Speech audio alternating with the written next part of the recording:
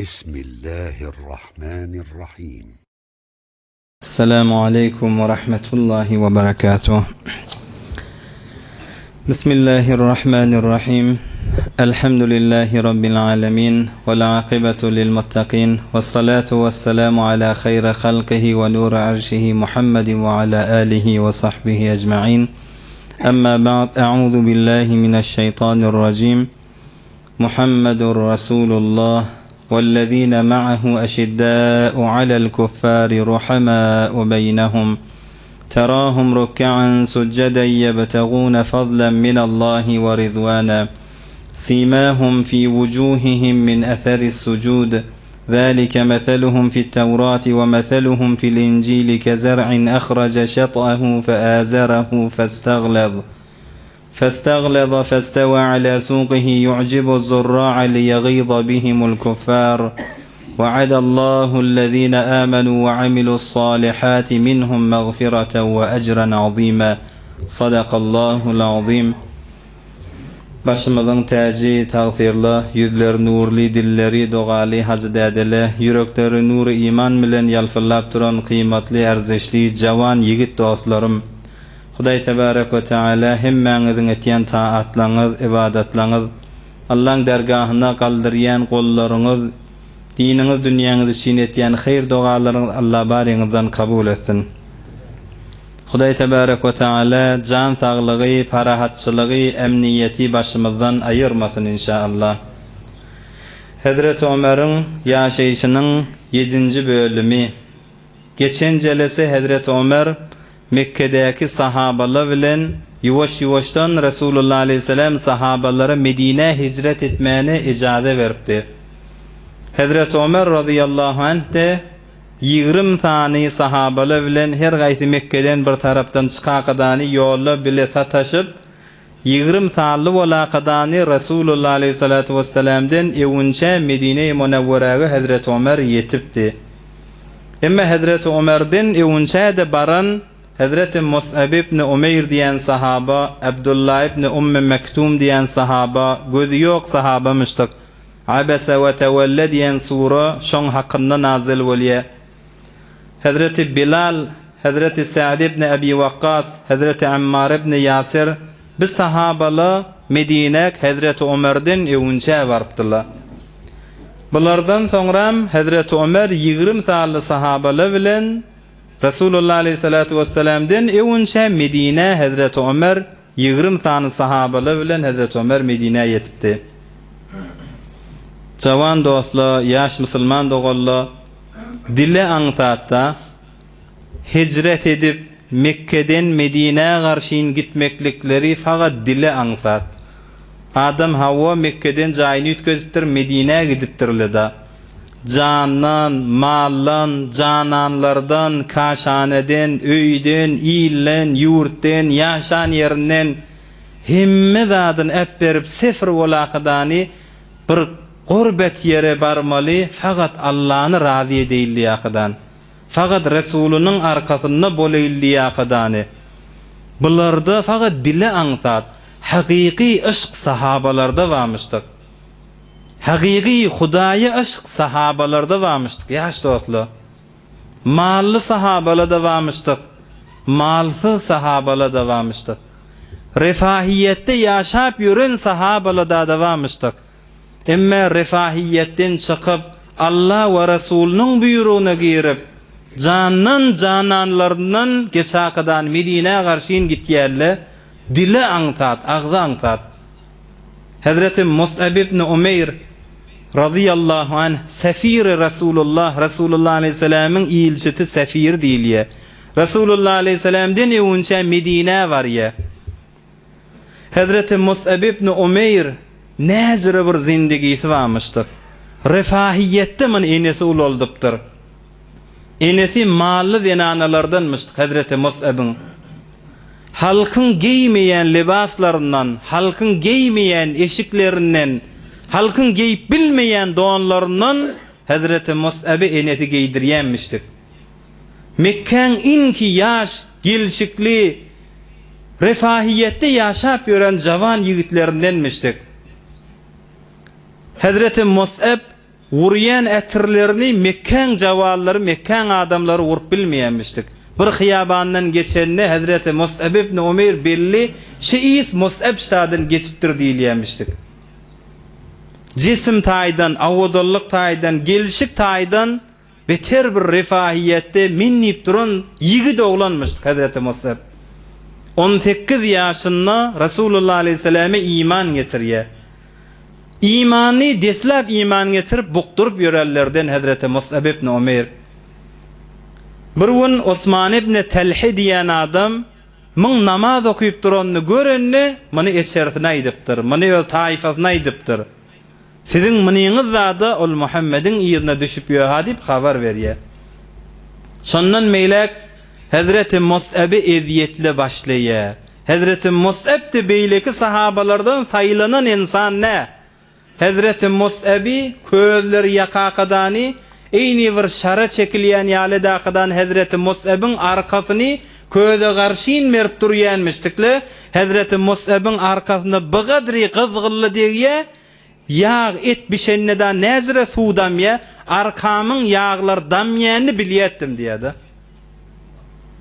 Arkamın yağlar damyenini şol közün üstüne biliyettim. Meni imandan alqalacak boliyettiler. Refahiyette yaşap yoha. Ay bilmen kistiri yaqıdan gezi vermella. Bir zindagi asayişte halkın giymeyen zatlarından giyip yo. Halkın iymeyen zatlarından iyip yo. Halkta yok zindagi Hazreti Mus'ab'da varmıştık. Mekke'de tek bolup yören bir yigit oğlan emme imana geriye Hazreti Sa'd ibn Abi Waqqas aytiye Mus'ab'ın çeken eziyetleri ona verilen eziyetle yal hiçbir adam eziyet gören nedir? Resulullah Aleyhisselam şon hakkında ağlaptır da Hazreti Mus'ab'ı. Refahiyetin içinde yaşap yotti, gönenip yaşap yotti. Zindegisi, halkın yok zindegisi Mus'ab'da battı. Emme yüreğini Allah ve Resulünün nuru tuttu. O zindegini koydu Allah ve Resulünün izine. Zindegisini çalıştı deyip Resulullah Aleyhisselam ağlaptır. Hazreti Sa'd ibn Abi Waqqas aytiye biz görýetdik Mus'ab ibn Umeyr'in derleri bu kadri şekence verilip, bu kadri eziyet verilip, bu kadri oda tutulupdur. Sonra amşın dersin kakakadan ayırýetdik diye arkasından. Ay men şu yaşayışım bolur, bir getiren dinin da näme? Haşa bir cedefe Resulullah Aleyhisselam'a diýmeýärdi. Hazreti Ali radıyallahu anh aytiye arada biz Resulullah Aleyhisselam bilen mescitte otytdyk. Mus'ab ibn Umeyr aňyrdan giýirip gaýtdy ýalfyllap. Üçmek ýaly walakadan yüňden dokulunan bir zat geýip gelýär, şo duruşy ýamatdy diýär Hazreti Ali. Ol gezip öwünçäki geýip ýören ewmaşlar nerede? Öwünçäki ýaşaýyşy nerede? Indi bir üçmek yüňden dokulunan libas eşik geýip gelýärdi, o da yama bolup gelýärdi. Resulullah Aleyhisselam gören wagtyna göz düşenne Hazreti Mus'ab'den sirim göz yaş dökakadan Resulullah Aleyhisselam ağladı gynanyp. Allah ve Resulünün nuri mın yüreğin tuttu. Ol yaşayışını Allah ve Resulünün yolunu feda eden sahabe deyip Resulullah Aleyhisselam ağlaptır. Hazreti Habbab radıyallahu anh olaytiye biz Resulullah Aleyhisselam bilen Medine'ye hicret ettik. Allah'ın razı edeyliğinden hicret ettik. Sahabalar hemmesi Mekke'den Medine Allah'ın razı edeyliğinden hicret ettiler. Yaş cavan dostlar, Hudaý Taala adamın en tek bir zadından razı bolýanlar ha.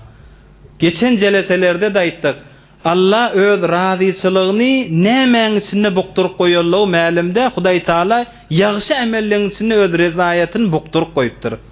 Şayet bir adam yollan bir daşy aýyrsyn, Allah şu amelinden razı bolup şayet şoňa cennet bersin. Şayet bir adam mescidin içinden bir hafany aýyrsyn, Allah şayet şondan razı bolup cennet bersin. Emme bir musulman adam her bir ýagşylyklary etse, Allah'ın her jiri razı edeyinlik etse de kıyamet gün molunda Hudaýyň maňa berýän nigmatlaryny görenne öz utanyp wah men Allah'dan sirim hiç taat etmänlerim diýer dipdir Resulullah Aleyhisselam. Law anna rajulan yakhiru ala wajhihi min yawmi wulida ila yawmi yamut herimen fi merzatillahi azza ve cel lehaqarahu yevmel kıyame. Bir adam enedin dünya geleninin ta dünyadan ötýänçe Hudaýy razy edeyni başyn secde urup geçirse dipdir. Resulullah aleyhisselam. Qaysalavay deyin bir adam enedin dünya gelenden ta dünyadan geçýänçe maňlaýyn başyn Allah'a secde urup geçirse Allah'ny razy edeyni ýakadan garrysa şo ýolla kıyamet gün molanna Hudaýdan sürin men hiç da etmänlerini ýakadan şonu kişi görer dipdir. Sahabalar biz Allah'ını razi edeyliye kadani Medine'ye karşıyın hicret ettik. Radiyallahu anhum. Allah da onlardan razi bollu diye Hudaý Taala. Allah da onlardan razi bolupdur şu sahabalar. Hazreti Habbab aytýar, biz Allah'ını razi edeyliye kadani hicret edelle diye. Bizim aramızda şol Hudaý razi edeylik urallardan Mus'ab ibn Umeyr diyen sahaba.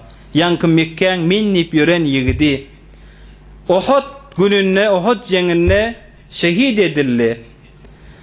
İbn Qami'e diyen bir bedbaht Hazreti Mus'ab Resulullah aleyhisselam'ı miňdeşmişdik. Resulullah aleyhisselam'ı şebahatı güýçli bolan soň Hazreti Mus'ab ölünni olal eşdenlersiňiz Uhud jengde Resulullah aleyhisselam öldü. Resulullah aleyhisselam vefat etdi. Resulullah aleyhisselam dünýeden ötdi dip bir gyýgyrşypdyrlar jeng meýdanynda. Şol Mus'ab ibn Umeyr Resulullah aleyhisselam'ı miňdeş bolan soň İbn Qami'e Hazreti Mus'ab ibn Umeyr'i şehit edenle fikredipdir Resulullah aleyhisselam wurdum mükadi gyýgypdyrlar. Hazreti Mus'ab Uhud jenginde İslamyň bayragyny, perçemini göterip saklak eden sahaba. Sağ eli bilen göterip ýökä sağ elini urýarlar. Sol elini alypdyr, gaçyrmaýyn bayragy. La ilahe illallah Muhammed Resulullah bayrağını gasırjak bol. Sol elini alypdyr. Sol eline urallarynda iki elinden galanja ýöne bazulary bilen, çigilleri bilen bayrağı kısakadan saklap durupdyr, yere düşmesin. Allah'ın adı, Resulullah'ın adı yere düşmesin ýakadan saklap durupdyr. İbn Qami'e nayza bilen gelakadan gursawyny çümdirakadany Hazreti Mus'ab ibn Umeyr'i şehit etdi. Uhud gününde şehit bolanlaryň biri Hazreti Mus'ab ibn Umeyr diye Hazreti Habbab. Dünýeden geçti. Onu birçe däne bir çadyr we kefen etmäne yüzüni örsek ayağa çykalýa. Ayagyny örsek yüze çykalýa.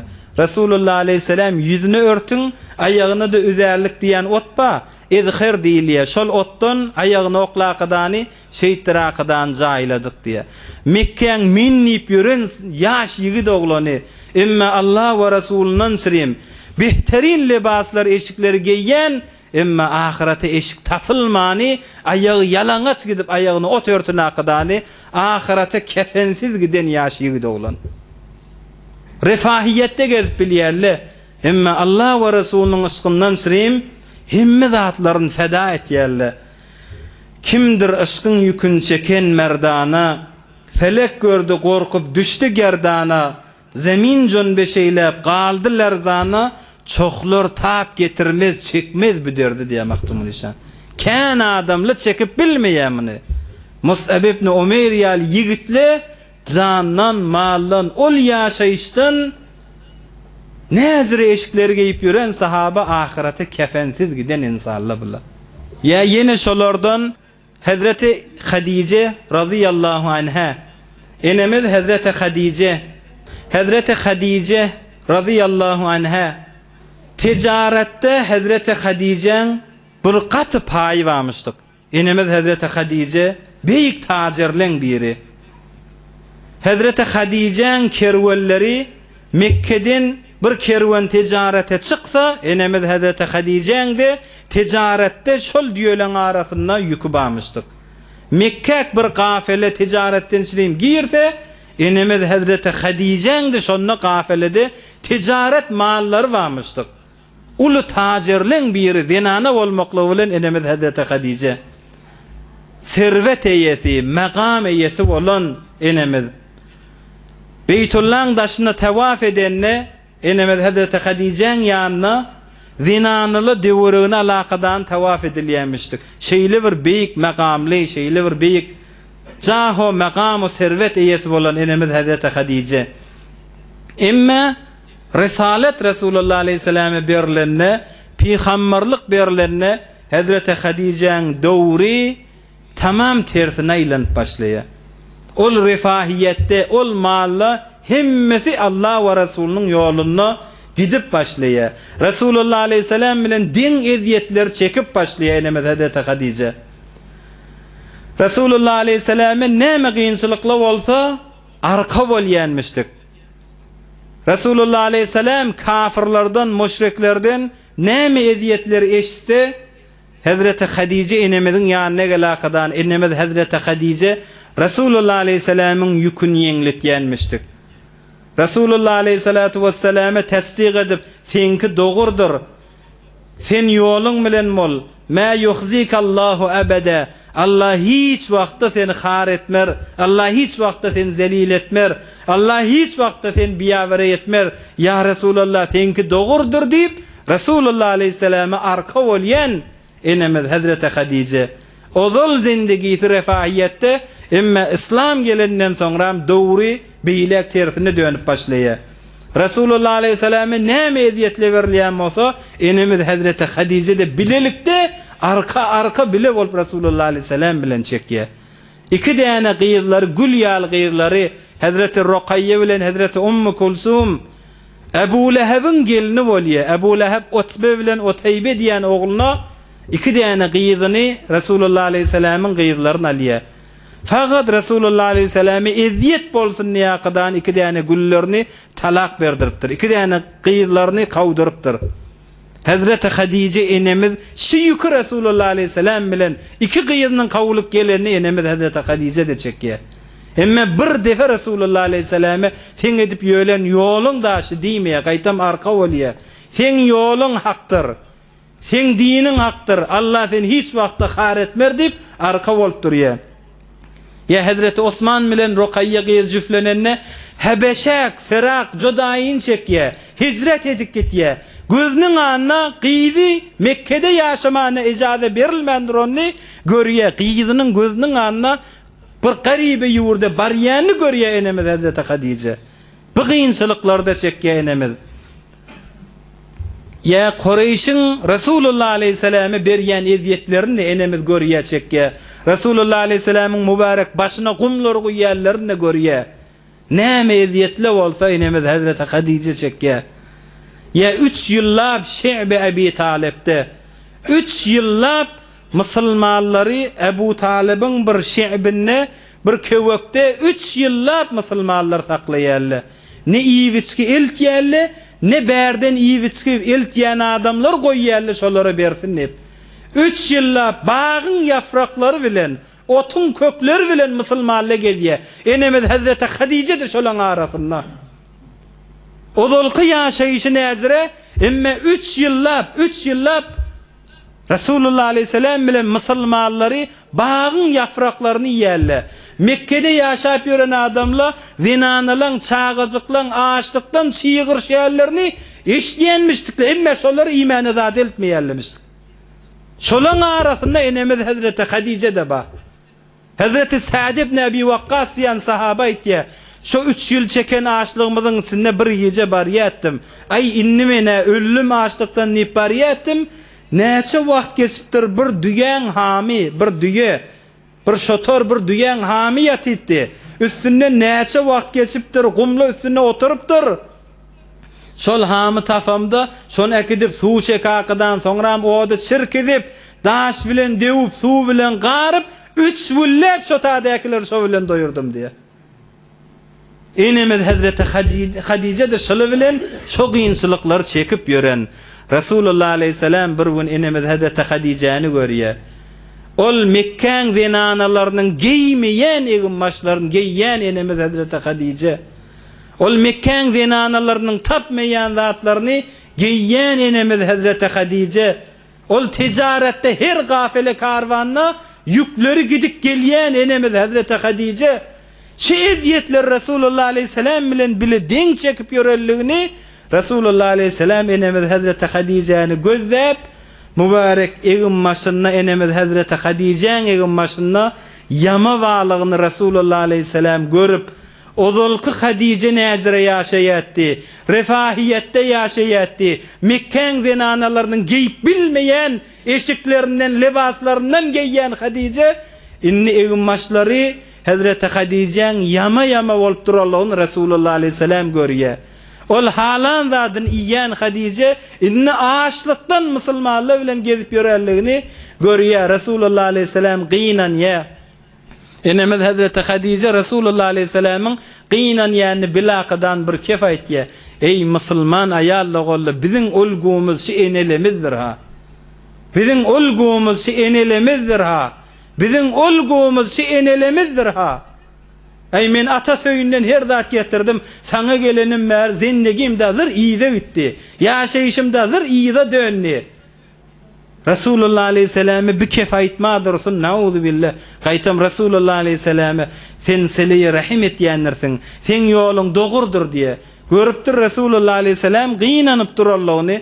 Enemiz Hazreti Hadice bir kefayet ya Resulullah aleyhisselam hoş et ya begendir ya. Ya Resulullah sen meni gözlep gıynanıp doğum sen men ozolki Hadice bilen meni şımatki Hadice'ni sen denep doğum ozol nezire yaşayattim inni şu gıyınçılıkla men başıma gelip du deyip gıynan mı? Ya Resulullah şu mahalki Hadice'ni şu gıyınçılıkla şu erdiyetle şu ağaçlıkla şu eginmaşı yamagılca bolup duran Hadice'ni müngden evunçaki Hadice bilen çalışmayan men diptir. Şu mahalki Hadice'ni şu eginmaşlı şu ağaç getsem de şu eziyetleri görsem de şu Hadice'ni evunçaki müng Hadice'le bilen çalışmayan ya Resulallah sen bana cenneti verdin ya Resulallah. Sen bana eyyam Allah'ın tanıttırdın ya Resulallah. Sen yolun haktır, hak bilen gitmeden arkan diye enemiz Hazreti Hadice. Çoklar taap getirmez, çekmez bir derdi. Her kim çekip bilmeye bir derdi. Bir yaşayış, bir refahiyette biz yaşayıp yöttük. Şimdi hali özümüze uğraylayın da. Her zat kulağınızı eşitmeye mi? Allah ve Resulün razı edecek bol canandan, kaşaneden, yurtten, öyden, malı mülkten geçiptirle.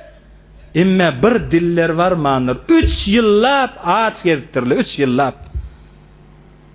Şu zamanada 3 yıllursun ha. 3 saat ağaçlığa adam her zat keplecek bolya, deyrenecek bolya. 3 saat ağaçlık. 3 yılı gurrun etmeyil. 3 günle ağaç olatan Allah bilen aran. Eyyam asılacak näme digi. İmanın näme, muhabbetin näme, ışkın näme. 3 yılı gurrun etmeyili. 3 günün içinde kän adamla saylanacak da. Yöne gur çörek tapmayanmıştıklı.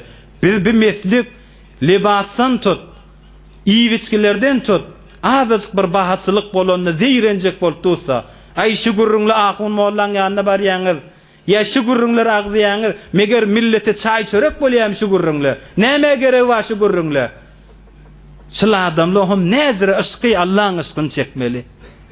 Şu gurrunlu çay çörek bolacak mı adamlara? Meger Hudayı bizim bendigimiz, çay çöreğimiz bolsa, karnımız, eşeğimiz dok bolsa, biz Allah'a bendemi. Men kana hammuhu ma yadkhulu batna faqadruhu ma yakhruju min batni. Bir adamın kaygısı karnı bolsa, şol adamın erzeşi kadri karnından çıkyan zatın özü bolar dipdir ulamalar. Kaygı meger adam karnın eşin Qawdan geysen, karnın dok bolsa adam Hudaya bende bolmaly. Işk sahabalarda varmıştık. Işk muhabbet sahabalarda varmıştık. İnne eşkas ankeder merdum bovet. Bizlerdeki ba, bu adamlardaki ba ışkdadır ha. İnne eşkas ankeder merdum bovet. İn fesad az khordane gendum bovet.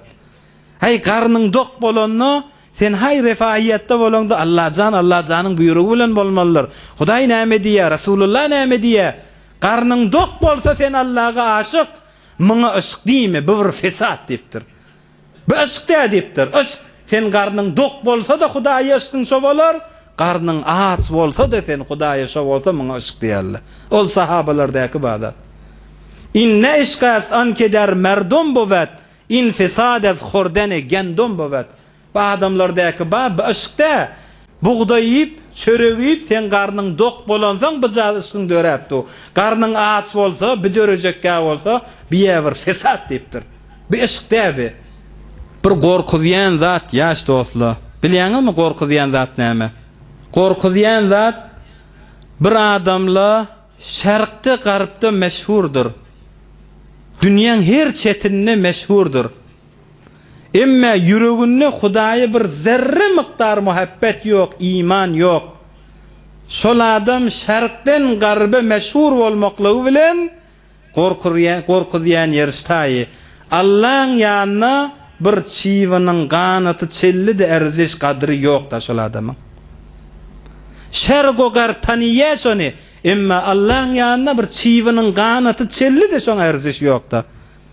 Emma bir adamla ba, hiç bir adam şon taniýmeye, asmallarda perişteli gurrun etýär şol adamy. Hudaý Taala biziň hemmämiz şo bendelerden etsin. Aşk pes sahabalarda varmışdyk. Ýurtlerinden, janlaryndan, jananlaryndan geçäkadany nirek barpdylar, bir gurbet ýurtlere barpdylar. Allah we Rasulundan sirem. Bilen gurrunlar aýdylanna, ay näme gerek şu gurrunlar? Şu gurrunlar biziň yüreklerimizde imany döretýär. İmany kuwat berýän gurrunlar şula. Her bihude gurrunlar görýärse, her bihude gurrunlar eşitýärse, ne dünýämize haýry we ne dinimize haýry we. Bu gurrunlar adamyň yüregine suw berýär, adamyň yüregine jala berýär. Can dostum, men aýtýanym, her jere zihniýetli oglanlar bardyr, her jere zihniýetli adamlar bardyr. Ola görýäňde hem şu jere zatlaň näme haýry we diýse, olardan uzak durmalylar. Bir wagtda ulamalaryň biri Sahih Buhariň ders berip duran taliplerine her zamanada bolýan adamlar ýaly bir giripdir bulara garşy. Siz näme meşgul bolup duruňyz? Siz näme güýmenip duruňyz? Şumal bizde görýän adamlar gaýgyrjakka da, şumal diýerler de badyr. Siz näme güýmenip duruňyz? Näme meşgul bolup duruňyz? Garpdaky adamlar barıp aýa ýetdiler. Siz häzirde şu zatlaň ýyzyna 1400 ýyl mundan öňçäki gurrun edip, siz näme ýyzyna duruňyz? Garpdakylar aýa çykdy diýipdir. Ol ostad aýdypdyr, näme şunna geňlik bar diýipdir. Bir däne mahluk Allah'ın mahluğuna yetipdir da. Bir däne mahluk insan, Allah'ın yaradan insan, Allah'ın yaradan ayna yetipdir da. Bize başardığımızdan himmet etýäs, biz Halıka Allah'a yeteýilişiň üstü bilen niýakadan biz himmet etýäs diýipdir. Oň hedefi mahluga yetipdir. Bir geňde kim? Bize Halıka yetjek bolýar, şuň üstü bilen diýipdir. Bulardan çykaýlypdyr. Sen özüň arada bilýänmi diýipdir. Sen özüň näme etýärliň diýipdir oňa gelen adama. Fala anta wasaltal qamara ma'ahum wa la qara'tal Bukhariy ma'ana. Sene şolu bilen bile şolara goşulakydany aýat çykmanlaryň diýipdir. Bize goşulypdy ahireti gazanýarlardan mol Buhariňni sen hatmeden ak diýipdir. Ýöne arada näme peýda ba, näme gurrunma, sen öz ýylyňdan näme honer gelýär diýipdir. Şu diýen adamlar ýöne iradalýarly özleri näme etýän işler ba? Özleri aýa barpdyrmy? Ýöne fakat sözüre gurrunlar bolsa adamyň yüregini garyltýan gurrunlardyr. Ýaş dostlar, ol adamlardan uzak bolmak bizlere lazımdır. Azıcık bir kıyınçılıkla gerlerinde adam aňyrsy berse golay bolmaly da, bilen hemmesi Hudaý Taalaň imtihany. Rızk da ýoksam Allahyň eline, bir bende müşkile düşse de şonu çözýän ýene Allah. Her kıyınçılıklaryň açary, her kıyınçılıklary açýan ýene de Allah. Adam sen Allah'dan uzak bolup näme ýetmeli? Hazreti Mevlana bir hikaýany getirýär. Bir wagtda bir ýaşul adam biçare öýünde meriz barmyşdyk. Öýüň bir çetinde gyýzy meriz bolup ýatan, bir çetinde de ola korak ogly meriz bolup ýatan. Özü ýaly bir ýaşuly zenanasy bar. Özü işten güýçten galan, işe de yaramayan bir ýaşuly iki däne meriz bar. Biçaran oğlu men falan da tewaz etýän, gyzy men falan da tewaz etýän, zenanasy men falan da tewaz etýän niýanna. Bir gün şäheresin özü akydany ol ýaşuly adam öýden daşary gitýär. Kadim degirmen işleýärleň üstüne barypdyr. Degirmen işleýäniň ýanyna baryp, ondan bir näçe pence, näçe miktar buğday dileýär. Ýanky Asyapdan degirmençiden bir emejik buğday isleýär. O da muňa etejin açdyýakydan etegine bir eme buğdayjyk guýýar. Bu adamdan şu buğdaýyny bir gere bagzat bilen baglakadanjyk öýüne garşyn gelýän ol adam. Gelýän ýoluna özü Hudaý Taala bilen gurrun edip, doga edip, munajat edip gelýän. Ey goşaýende gere haýy naguşude, enayeti ferma ve gere yaz gere haýy zindigi ýema bokşaý. Ey baglary, ey gereleri, ey bagly bolup duran bentler çözýän Allah. Bir enayet etsene, bir lütf etsene. Biziň de şu ýaşaýyşymyzda şu bagly bolup duran bir bentleri, baglary bir çözsene Hudaýa diýip yol boyun paky şey diýip gelýän ýaşuly adam. Hey jan Allah'ım şu bagly şu biziň ırskylymyz. Hudaýa şu bagly bolup durany bir çözsene diýip ýanky adam gelýär. Şuna edik gelýän wagtynda birden ýanky etegini baglap goýupdy da buğdaýyny alyp gelýär. Etegi çözülakadan buğdaýçyklar dökülipdir ýanky. Bu adam Hudaý Taalaga ýüzlenakadany men tora key gofteme ýare aziz kin gere bokşaýo gendomra beriz. Waq gudratyňa döneň jan Allah mene başga ırskalyň gaflaryny saňa ol bagly bolup durallar çözdidim. Waq gudratyňa döneň Allah'ım inni bit geren çözmeklik tanamy bizalymda döküllik men. Mene o gereler çözdidim Hudaýa. Binezire bolup etegimdäki gere çözüldi. Bizal buğdaýçyklarym da döküldi dedi. Ay yene ýagşyny gawyn sen milliýanlarsyň jan Allah'ım diýakydany oturakadan buğdaýçyklaryň ýygnajak bolýar. Şodur şu altın gyzylyň üstüne buğdaýlar dökülipdir. Ýanky adam şo taýda özü aglap gözlerini ýaş tegelen akydany başyny secde urakydany Allah'a ýalwaryp Hudaý Taalaga şükretmäne durupdyr. Gereler çözýänne, bagly bolup durallar çözýänne ýene Allah. Sen bir zatly öz dereriň mi kädiýän? Imme saňa peýda bolýar. Hazreti Mevlana bir hikayetden netije alýar. To mebin ender derahti ya beça, to merabin ke menem miftahira. Sen bagyň defesinde bol, guýuň eteginde bol. Sen Allah bilen bolsaň Allahdyr ýene her zatlar çözýän. Hemme gynçylyklar başyndan aýyrýan. Adam azazyk bir gynçylyga düşenne, ay bugurrüňle da näme diýmek musulman adamy gelişýän nädir? Hasele kelam Hazreti Ömer radıyallahu anh Medine barallygyny Hazreti Ömer'iň özü aýtdy. Biz Medine yetdik diýe Hazreti Ömer. Medine baran wagtymyzda Beni Emr ibn Auf diýen adama biz baryp şoň öýüne, şoň haýatyna yerleşdik. Qobada bolýatdy o. Şo wagtda Rasulullah aleyhisselam Mekke'de Ebu Cehl bilen Haris ibn Hisham Ebu Cehl'in dogany iki bolakadany biz 20 neferi ke Medine barypdyk. Biziň aramyzda Ayyaş diýen adam matdy. Ayyaş ibn Abi Rabi'a şoň ýyzyndan Ebu Cehl Haris ibn Hisham bilen iki nefer bolakadan Medine geldiler diye. Şu Ayyaşy fitne oklajak bolup, şonu ýyzyna gaýtarjak bolakadany Medine geldiler. Ondan Ayyaşa sataşakadan aýtdylar. Sen ejeň, sen näzire oglan, sen näzire ýüreň etýär diýipdir Ebu Cehl ol Ayyaşa. Sen ejeň näzir etdi, şu kellesine seni urlyk gelmeseň darak degirjekkä diýakadan näzir etdi. Sen ejeň näzir etdi, seni urlyk gelmeseň Ayyaş oglum Medineden Mekke'ye urlyk gelmese, şu günüň gyzgynyna o da Mekkeň gyzgyny şoňa gara ýanyk bolaryn, kölege giýirmerin, şoň etegine helak bolaryn ýakydan ejeň näzir etdi, kölege de giýirene kellesine darajakka diýip diýip, müň nokta zäfinden, zäif ýerinden tutup sen ejeň şeýtirip diýip, Hazreti Ayyaşy fitne oklaýar.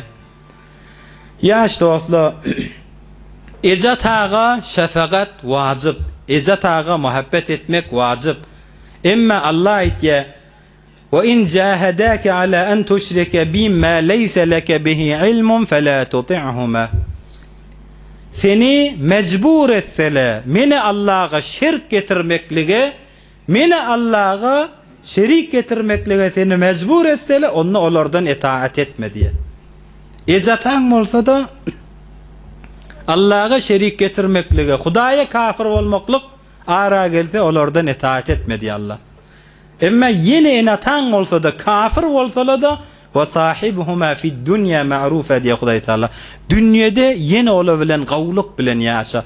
Gerçen ecatan kafir de olsa yine muhabbetin et ola bilen gavlukta yaşa diye. Bir Hazreti Ayyaş'a sen enen şehittir tu diye kadar Ebu Cehil var ya. Hazreti Ömer aytya, men aytdım Ayyaş'a, bir Ebu Cehilliyen özün tanıymayan Mekke'de bizim başımıza ne zatları getirdi şey ey Ayyaş. Şi seni fitne oklacak bolya, şi sen dininden alqalacak bolya. Allah'namaha, inanamaha mına. O on kefine de inanıp görme. Ecen kellerini darak degirecekka diye. Ecen kellerini bit düşse bay darar kellerini dedim diye Hazreti Ömer. O daracakka diyen innep durma. Ecen kellesi kirlese bay on darar. Ol gün onu yaksa o da Mekken kızgını bay kölega yörterecek. Mın kefine inanıp durma dedim diye. Ay onunla da mın yüreği yumsatta diye. Fitne da var ya, fitne adam dininin alqaliyada. Yüreği yumsadı, ay ecem da son nedrin hatta gal bir bozdurayım men bir barıp yine uğurluk gelir neydi. Bir mezgide mal zadım ma şolara alqaytsak. Hazreti Ömer men aytdım diye sen malın sırayım de gitme. Şılla sana doğurluk bilen gelenak seni fitne oklaptı Allah'a. Ay yo men illa billah men gitsek deyipti. Hazreti Ömer men düyama Allah'ın git. Men düyen beter bir yuruk düye, diyenin de etiyen düye, bir vakşılardan bir telekelik yo Allah, görasan eyyem kaçmana kavgalar deyip, düyen berk verdim diye Hazreti Ömer. Aydan yali yo Allah Mekke kolayla Allah'ına, Ebu Cehil bilen ol Haris ibn Hişam, ol Hazreti Ayyaş'ke Müslüman mı olup, hicret edip, Allah'ını ve Resul'ün radiye deyilip, Medine'ye giden sahabani, Allah iştirakıdan alıp geliyerler. Yolla Mekke kolaylarına el ayağını Hazreti Ayyaş'ın bağla kadani, bir hagir eda kadani, bir khar eda kadani, bizim elimizden kaçıp gityenin iyisidir diye kadani, Mekke el ayağını bağlap sürep Mekke salıptırladı. O levunca nezre Medine sahabalı bilen gitti. Hazreti Ömer can çekti gitmedi ya kadani, emma Ebu Cehil fitne ola kadan on Mekke Evrakadan şol kıyınçılık yollar gidenini kayıtalap getiriye, el ayağını bağlap, sürep Mekke salıp adamları kıygırıp, şu Müslüman ol, bizim elimizden giderlerin cezatı akırşıdır adip, Ebu Cehil sürep Mekke salıptırdı. Yaş dostlar, fitne her yerden gelyendir ha. Fitne dediği ne mi? Her zat bizi Allah'dan alqaliyen olsa, fitne şu. Sen dostun olsun, sen zinanan olsun, adamın olsun, bile hemkarın olsun, bile yaşap yürenin olsun. Her bir adam seni Hudaydan alqalsa, bil şol fitnede. Bir tofarlı vardır, evunca qav gezip yölle, inni bir fezai mecazik mubtala olup durla, inni bir peyişlere mubtala olup durla, ya bir saytlara mubtala olup durla. İnni mına sen, hey sen nezire geziyen, ozol nezire ettin diyenle, ay kavrımıza bile girecekke her kim öz kavrına girecek. Öz işin bilen boluversene. Men kavrıma sen girecekke. Huday saklasın fitneye düşenne. Ozol Huday bilen molpyo. İnni bizatlar ağzağında kulağına hoş gelmeye. Bular söymese Huday saklasın fitneye düşen adam molya. Ay müneştengde bizat ahunun cevabı näme diysem ki edip ahuna cevap bereyin ip durmalı. Hak zat bolsa kulak as derdine degi sal, derdine degmese geçir. Ahuna cevap vermeli, Allah'a cevap vermeli her bir adam. Onu öz kavrın, öz kıyamatın Allah'a cevap vermeli. Bir karankıda oturakadan bir özün sebok sengin et. Bir vakti ozal kavga edip yön, hiç dat muhim de bolsa bil fitne düşpiyonursun. Fitne adamı her yerden gelyendir. Kâde vakta fitne sen dinine gelyenler yaş dostum. Huday Teala Kur'an-ı Kerim'de Ashab-ı Kehf'i ol yaş yigit oğullar misal urye olun dinlerine fitne geliptir. Şu mahal bizim başımıza da ken geliyor da. Yaş dostların arasından bile gezip yokken Ya bir sen wagt eşdiýän, bir zat etýän, barýan, bir zatlar aýdyp göbere, ýüregiňde sawutjak bolýar. Emma Hudaý Taala şoly misal etip getirýär. İnnehum fityetun amanu bi rabbihim. Şol ashab-ı kehfle bir ýaş ýigit oglanletdi, öz Allahyna iman getirip imanlaryna daýawdyrdylar. Ol zalim kafir padişaň fitnesine gereftar bolmadylar, fitneden uzak boldular diye.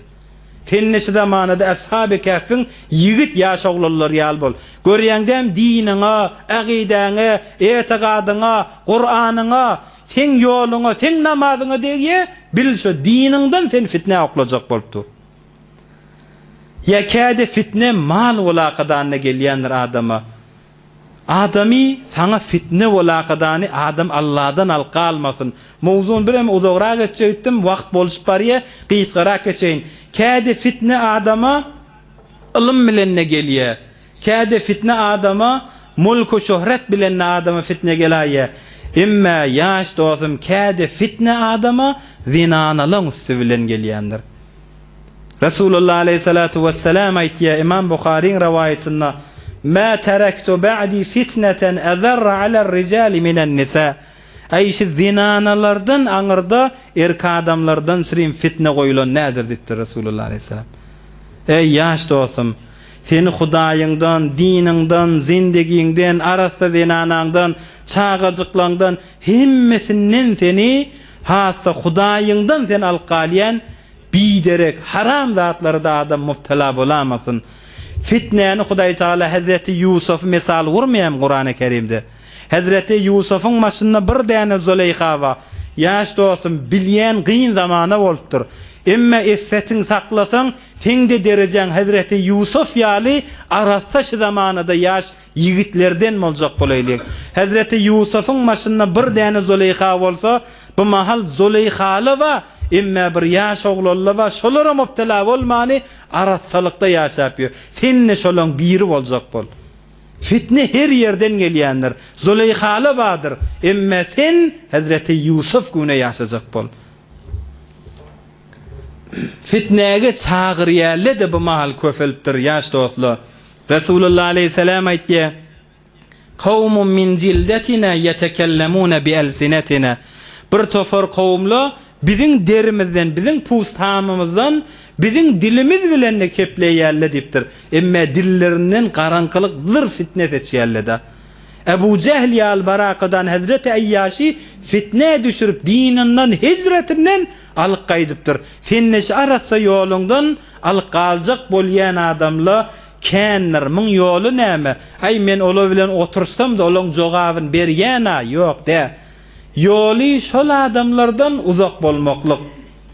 Bir tofar adamlar bada, şu salami sana salam berişinden özüň bilýän da, şun salami eýni bir gassabyň bismillah diýişi ýalla. Bu şu salam berişinden sen diniňi seni ýütgetjek da, şun salami eýni bir gassabyň bismillah diýip çekşi ýal sen dargatjak da. Şondan ýoly uzak bolmaklyk. Hazreti Mevlana bir hikaýany getirýär. Bir wagt bir adamlaň biri bir jaý salýar. Şol jaýyny salanna inni bitada dersine alaqadan jaý bilen bil adamy goftugusyny, kepleşenini bir taswire çekip hikayet edilýär da. Ol adam jaýyn alaqadan bärde durupdyr, hey jaý, seni awudollap bejerdik, seni awudollap sallyk. Sen bilen ýönemen bir zat wädeleşsek söz berişeýli biri-birimize. Nämäge? Sen her wagt ýykyljak bolsaň, könelseň, hemişe täze bolup durmarsyň. Bir wagt könel ýykylmaly bolsaň, maňa öwünçe habar ber. Birden üstüme güfürdäp gaýdama ha diýip ýanky adam jaý bilen söz berişýär. Ýyllardan ýyl geçýär, bir gün jaý çyzyk atýar, ýarylýar. Bu adam bir ýymryk gumy geçedi akadany palçygy ýanky ýaryn wurýa tutýar many. Yine näçe ýyl üstünden geçýär, bu başyndan çyzyk atypdyr, ýarylypdyr jaýy. Ýanky adam ýene bir ýymryk palçygy alakadany ol çyzyk ýerine, açylan ýerine wurýar. Güllerden gül geçýär, ýyllardan ýyl geçýär, ýanky jaý güfürdäp gaýtýar, ýykylýar. Bu adam ay jaýyň başynda dur akadany, meger wädämiz näme etdi? Sen ýykyljak bolsaň maňa habar bermeliätdiňmi? Enne Hazreti Mevlana cahi kepletiyada. Ol cahi bala adama kepleptir. Vaq aytmana bir ağzım açtım getirakıdan bir yımrık palçık tıktın ağzıma keplemene forset vermedin. İkilinci gedek ağzıma çakıdan hey men medennem bolla diyecek bollum. Yeni bir yımrık palçık alakıdan tıktın ağzıma keplemene sen hiç forset vermedin. Ahırda lal olup güfürde kayıttım da. Men on jogabyn berýän, ay kepleýän zadyny agzyna urýän on jogabyn berýän ýok. Bir gün bir zat aýdar güfürde üstüňe gaýdar. Sen ýüreňdäki imanyň tezelzoli salar. Sen deslapdan oturuşma. Ay men on jogabyn berýän ade bir gün bir kep aýdar, sen üstüňe ýykylar. Ýoly ol adamlardan uzak bolmak, ol adamlardan daş bolmak. Hulasa fitne her yerden gelýändir ýaş dostlar. Ýoly şol adamlardan uzakda bolmaklyk. Hazreti Ayyaşi Ebu Cehil fitne salyp bir Medineden öwrüp alyp gaýtdy. Ahyrky jowrun şunna fitne barady mawzumyz kamil bolsun. Kan ýaş oglanlar çağamyz gaýgatýäs. Ay bir fitne zamany bolupdy da bu mal. Hemmemiz gaýgatýäs. Hasa gyz oglan bolsa erkowlan bolsa bir yetip barýan bir zamana fitne zamana bolupdy. Hudaý Taala Qur'an-ı Kerimde bir gurrun getirýär. Şoň ýoly çağaňy fitneden uzakda saklajak bolsaň, özüň salih bol, özüň gaw bol. Özüň gaw bolsaň, Hudaý Taala sen gawlyň bereketini çağılaňda fitneden saklaýar. Hazreti Musa bilen Hazreti Hızır ala nebina ve aleyhissalatu vesselam bula bir divar yıkılacak bolupdyka barakadan şol divar yıkılmasından saklakadan bejerýärler. Ve emmel jidaru fekana li gulamayn yatimayn fil medine ve kana tahtahu kanzun lahumā ve kana abuhuma salihan diye Hudaý Taala. Allah iki tane peygamberni Hazreti Musa yal ulul azm peygamberni Hazreti Hızır peygamberni iki tane çağan divarı yıkılmasın. Şol yetim oglanjyklaryň diwarlary şol diwarın etegine atalar bulara gyzyl altyn goýupdy. Şol çağalyň diwary şmat yıkılsa çağalymyň erzeşini biljekke bula ululýança yeni bir diwar gönüldin diýip Hazreti Musa bilen Hazreti Hızır iýberýär Hudaý Taala. Näme diýip şolar iýberýär? Ve kana abuhuma saliha. Şu yetim çağajyklaryň atalar salih bendelerdendi. Ýagşy bendelerdendi diýe Hudaý Taala. Atalar ýagşy bolansaň iki peýgamber iýberdi, şol çağalary haklar zaýy bolmasyn şolaň diwarlaryny gönüldin diýe. Yani ýoly fitne zamanydyr. Näme derin kädiseň özüň gawul. Yani gawlyk bir däne halwatda gözüňden dökýän ýaşyň Allahyň ýanyna boş gitmer, çağaňa siňer. Bir däne halwatda jan Allahym diýip ýalbarýanyň boş gitmer, çağaňa siňer. Sen özüň gaw bolsaň, çağalyň fitnelerden amana galjakdyr. Allah hemmemizi fitnelerden mahfuz etsin inşallah. Hazreti Ömer radıyallahu anh 20 däne sahabalar bilen Medine'ye ýetdi. Şu wagtda Rasulullah aleyhisselam Hazreti Ebu Bekr Siddiq, Hazreti Ali bilen yine bir näçe zayıf musulmanlar bilen Mekke'de hazır Rasulullah aleyhisselam'a hicret bilen icaza berilenak. İnşallah gelecek celesede Rasulullah aleyhisselam'a de hicret bilen icaza verilip Hazreti Ömer da Medine'de gözleşdi. Rasulullah aleyhisselam Hazreti Ebu Bekr Siddiq bilen Medine bar yani Medine'ni yalfıllat yani inşallah hizmetinize yetirir. Hudaý tebarek ve teala aydın eştellerden kabul etsin inşallah. Ötellen ruhsat bolar ýaly bir elham çyklas okyp eçerde daşarda kulak asallan umidwarlarynyň ruhlaryny bağışlar. Okyberin. برای مشاهده ویدیوهای بیشتر به کانال یوتیوب سخنرانی های علمای ترکمن سر بزنید، مشترک بشید و منتشر کنید، اجر ببرید.